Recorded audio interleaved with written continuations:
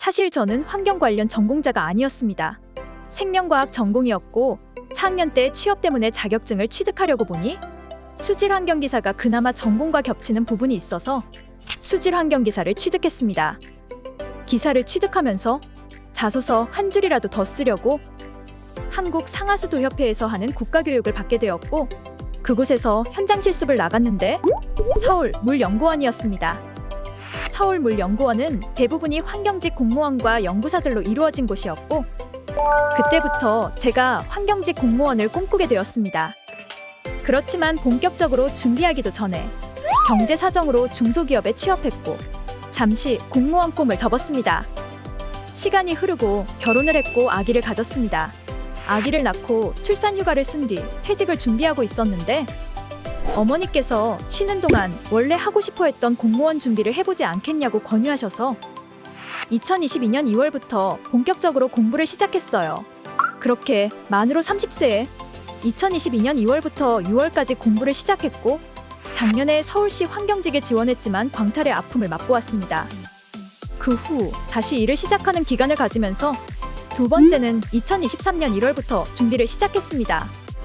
집 이사 계획이 있어서 이번에는 경기도로 시험을 봤고 다행스럽게도 합격의 기쁨을 맛보았습니다. 저는 2022년 6월 시험부터 볼 생각으로 공부 계획을 세웠습니다.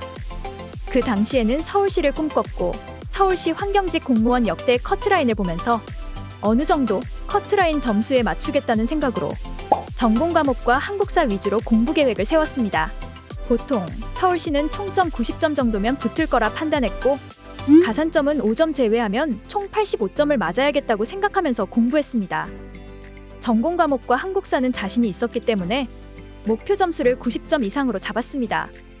국어와 영어는 70점이라도 맞자고 생각하면서 문법과 독해, 그리고 단어로 이루어져 있어 시간이 촉박하기 때문에 저는 독해 위주로 하루 일정한 시간을 정해놓고 문제 푸는 연습을 계속했습니다. 물론 영어 단어는 꾸준히 하루하루 10개라도 봤습니다. 그리고 한국사와 전공 과목은 인강으로 케어했습니다. 그 결과 2022년 점수는 가산점 포함 87점이었네요. 서울시의 벽은 높았습니다. 그리고 다시 일을 시작하는 과정에서 잠시 공부는 쉬었고 2023년에는 이사를 결정했는데 경기도로 갈 예정이었기 때문에 어느 정도 일이 적응되고 경기도로 시험 볼 생각하며 2023년 1월부터 다시 공부를 시작했습니다. 23년에도 똑같이 계획을 세웠어요. 전공 과목과 한국사 위주로 그 지역의 역대 커트라인 파악 등 똑같이 진행했고 사실 복불복이지만 커트라인도 낮고 경쟁률이 낮은 지역을 선택했어요. 그리고 이번에는 가산점 포함 89점이었습니다. 다음으로 과목별 공부 방법을 말씀드릴게요. 전공 과목을 말씀드리자면 사실 환경직 수험생들은 전공 과목을 공부하기가 수월하지 않아요. 환경이라는 과목이 너무너무 광범위하고 그 모든 걸 공부하기란 정말 어렵다고 생각합니다. 그래서 저는 처음에 네이버 카페에 환경직 공무원이라는 키워드로 검색했었고 거기에서 진통 카페를 발견했어요. 기술직 공무원들만의 공간이었기 때문에 바로 가입했고 그곳에서 대방열림고시학원을 알게 되었습니다. 그곳을 알았다고 해서 바로 수강료를 결제하진 않았고 계속 인터넷으로 찾아보며 금액대도 고려하고 교재 구성도 참고하였습니다. 생각보다 많은 환경직 공무원 인강 사이트가 있지만 후기도 많고 맛보기 동영상도 보면서 저와 잘 맞을 것 같아서 대방열림고시학원을 선택했습니다. 다음으로 과목별 교수님 장점을 말씀드리겠습니다. 먼저 환경공학 평예림 교수님의 경우엔 알기 쉽게 설명해 주시는 게 가장 큰 장점이라고 생각합니다.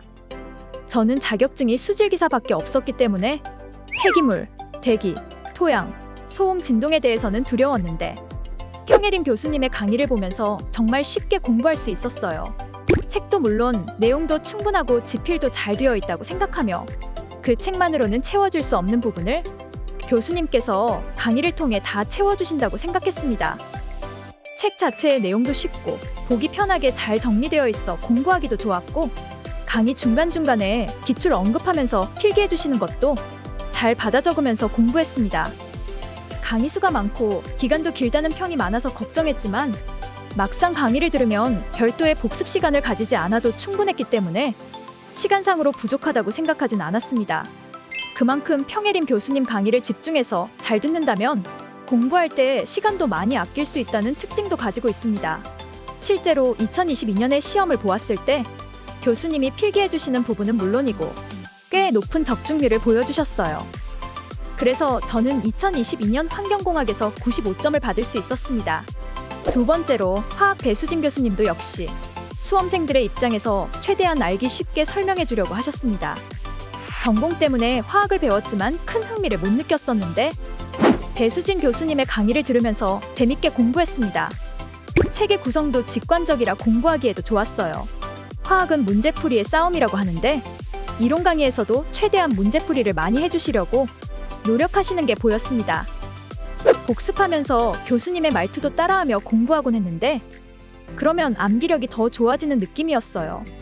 그런데 화학 과목이 단순히 일반화학 수준에서 나오는 시험이 아니라고 알고 있었는데 실제로 2022년에는 제가 다루기 힘든 문제들이 많았기에 점수는 아쉬웠습니다. 70점이었어요. 하지만 평예림 교수님과 배수진 교수님한테 들었던 경험 덕분에 저는 2023년에는 인강을 따로 듣진 않았지만 기존 책에 알려주신 방법과 필기를 보면서 똑같이 공부했습니다. 화학은 기출문제 푸는 시간을 많이 늘렸어요. 작년에 기억 덕분에 올해에도 전공은 수월하게 공부했습니다. 올해 환경공학이 많이 어려웠다고 느껴졌는데 계산 문제가 많아서 시간이 부족했던 탓이었어요. 점수는 환경공학은 75점, 화학은 90점이었습니다. 국어와 영어는 독해 위주로 공부했기 때문에 인강을 많이 듣진 못했습니다. 다만 어려운 부분만 따로 찾아내서 들었고 영어 같은 경우에는 독해 문제풀이는 꼭 들었습니다. 저는 사실 국어와 영어는 인강도 인강이지만 많은 내용을 접해보고 많은 단어를 보는 개인의 노력이 더 중요하다고 생각하기 때문에 인강에 그렇게 치중하지 않았습니다. 독해와 단어 위주로 공부해서 2022년의 국어는 75점, 영어는 70점이었어요. 저는 이 점수에 만족하면서 2023년에도 똑같이 공부했습니다. 2023년에는 2022년보다 좀 더 난이도가 쉬웠다고 해서인지 국어는 85점, 영어는 80점이었습니다. 한국사의 경우엔 제가 원래부터 한국사 공부하는 것을 좋아했기 때문에 이야기 듣듯이 강의를 들었어요. 그 후에 저는 저 나름대로 스케치북에다가 연대표 만들어가며 단권화를 열심히 했습니다. 한국사는 그 많은 내용을 어떻게 자기 것으로 만드느냐로 점수가 갈라지는 것 같아요. 저는 거의 한 달 내내 시간 흐름 순으로 알록달록하게 모든 시대를 다 정리했고 기출문제와 함께 항상 보고 다녔습니다. 기출문제와 단권화 노트를 시험 보기 한 달 전부터는 계속 반복해서 보았어요. 그 결과 2022년엔 100점, 2023년엔 90점이었어요. 저의 면접 준비 방법을 말씀드리자면 필기 합격까지 정말 오래 기다렸지만 합격의 글자를 보면 그 기다림은 싹 잊혀지더군요. 제가 지원한 경기도 지역은 정보가 많이 없었어요. 혼자서 열심히 찾아보고 책도 사서 봤지만 생각보다 정보가 많이 없다는 걸 깨달았고 진통 카페를 열심히 들락날락하면서 면접 자료를 제공해준다는 정보를 보고 바로 요청했더니 하루도 안 돼서 보내주셨어요. 필기 합격하신 분들은 받아보실 수 있으실 텐데 정말 알찬 자료입니다.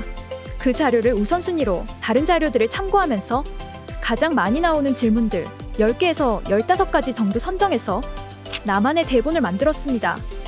그 대본대로 나올 확률은 매우 적지만 직접 쓴 대본을 반복해서 보면서 이 부분에서는 이런 질문이 나올 것 같다는 생각을 하며 꼬리물기 질문들도 많이 연습했습니다. 실제로 면접장에 갔을 때 면접관 분들께서 압박을 주려는 의도는 아니었던 걸로 보이지만 꼬리물기 질문이 꽤 있었는데 그때 연습한 게 많이 도움이 되었어요. 연습하고 안 하고는 차이가 크게 납니다. 안 하면 갑자기 훅 들어오는 질문에 당황해서 대답을 못하는 경우가 많더라고요. 경기도는 재면접률이 가장 높다고 들었기에 저는 그냥 열심히 외우기도 하고 준비하지 않은 질문 같은 경우에는 자료에 있는 질문들을 눈을 감고 무작위로 찍어서 즉석에서 혼자 대답해보는 연습도 많이 했습니다. 학원의 자료가 많은 도움이 되었어요. 감사합니다. 사실 저는 공통과목은 잘하는 편이 아니기 때문에 이렇다 할 제대로 된 후기를 남기기에는 좀 어렵다고 생각합니다. 하지만 전공은 정말 확실하게 말할 수 있습니다.